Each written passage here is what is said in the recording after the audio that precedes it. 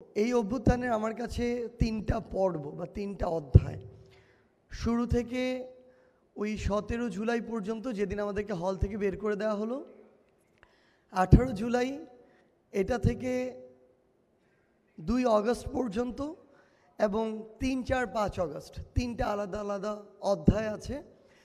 প্রথম অধ্যায়ের নেতৃত্বে ঢাকা বিশ্ববিদ্যালয় ছিল, দ্বিতীয় অধ্যায়ের নেতৃত্বে প্রাইভেট বিশ্ববিদ্যালয় ছিল, তৃতীয় অধ্যায়টা পুরো দেশের ছাত্র জনতার একটা স্বতঃস্ফূর্ত নেতৃত্বের অধ্যায় ছিল।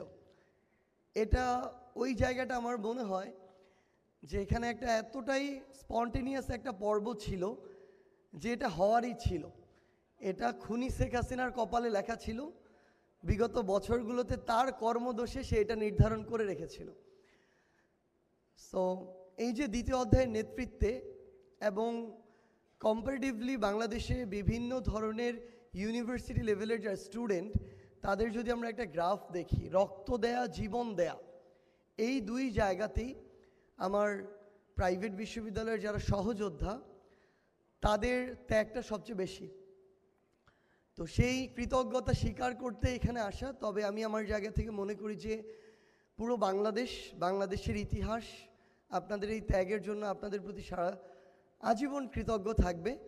এবং আমরা আপনাদের কাছে শুধু একটা জিনিসই বলি যে আমাদের অনেক সীমাবদ্ধতা আছে। আমরা আমাদের জায়গা থেকে ব্যাপারটা এখন এমন হয়েছে যে আমরা চাই আপনাদের সাথে কমিউনিকেশন করতে, আবার আপনারা ভাবেন যে ওনাদের সাথে কীভাবে কমিউনিকেশন করা যাবে।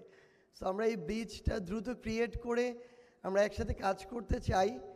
এবং এখানে শুধু 24টা ইউনিভার্সিটি নয়, এই অভ্যুত্থানে যেই ইউনিভার্সিটি থেকেই আমাদের কোনো একজন সহযোদ্ধা ছিলেন, ওই প্রত্যেকটা ক্যাম্পাসে গিয়ে আর কিছু না হোক আমরা একসাথে একটু চা খেতে চাই।